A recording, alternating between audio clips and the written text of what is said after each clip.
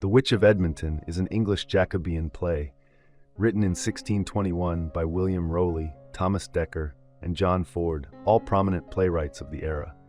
Some scholars suggest that other writers, possibly including John Webster, may have contributed, as he was collaborating with the credited authors at the time.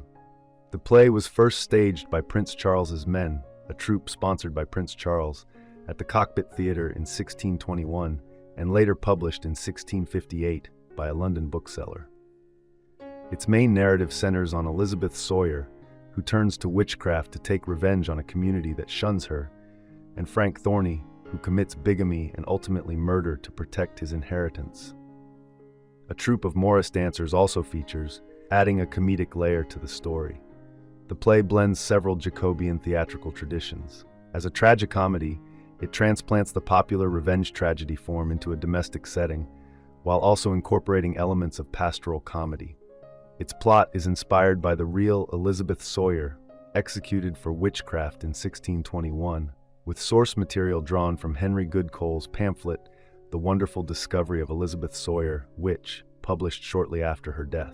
The playwrights also borrow loosely from the 1602 play The Merry Devil of Edmonton, adapting character names and plot motifs, but treating marriage complications in a darker, more morally complex manner. Frank Thorney is involved with a servant girl, Winifred, whom he secretly marries because she is pregnant. Fearing disinheritance if his father discovers the union, he arranges for her to live with an uncle.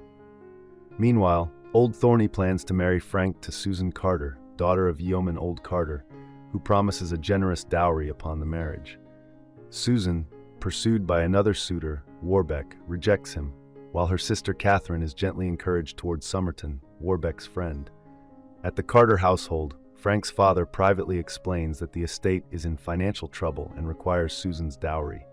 Frank agrees to the marriage. Elsewhere in Edmonton, Elizabeth Sawyer, a poor old woman, gathers firewood while lamenting the villagers' mistreatment. Branded a witch, she begins to wish she truly had powers to retaliate.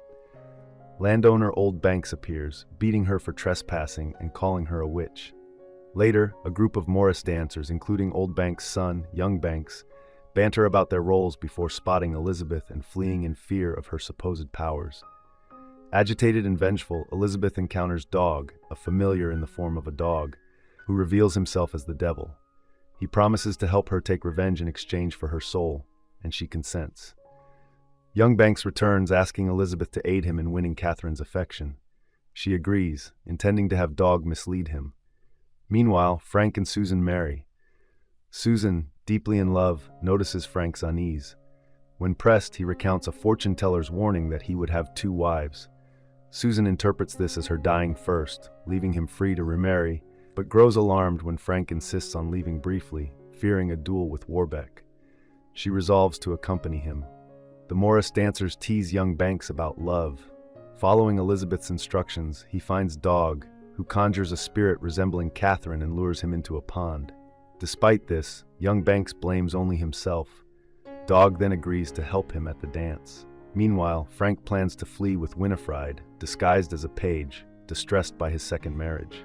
Dog, invisible, brushes against Frank, who suddenly decides to murder Susan. He stabs her and wounds himself, staging an attack, and ties himself to a tree, unaware of Dog's assistance.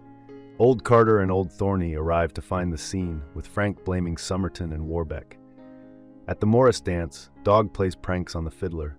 The constable arrests Somerton and Warbeck for Susan's death, which they deny, leaving the dancers unsettled. Dog reports his mischief to Elizabeth, who mentions a grudge against Anne Ratcliffe. Dog drives Anne mad, and she enters singing nonsense. Her husband and villagers attempt to intervene, but she later dies off stage, and Old Banks vows to arrest Elizabeth. At the Carter home, Catherine discovers Frank's bloody knife and fetches her father. Frank confesses to Winifred, who is horrified. Confronted by Catherine and Old Carter, Frank's guilt is revealed. Officers arrest him, and later, Elizabeth and Frank are led to the gallows. Elizabeth expects Dog's aid but receives none, lamenting that the villagers will not even let her die peacefully. Frank expresses remorse and is forgiven. Winifred hopes to see him in heaven. Old Carter settles Old Thorney's debts and offers Winifred a place in his household. Thank you for watching. If you enjoy this video, leave a like and subscribe.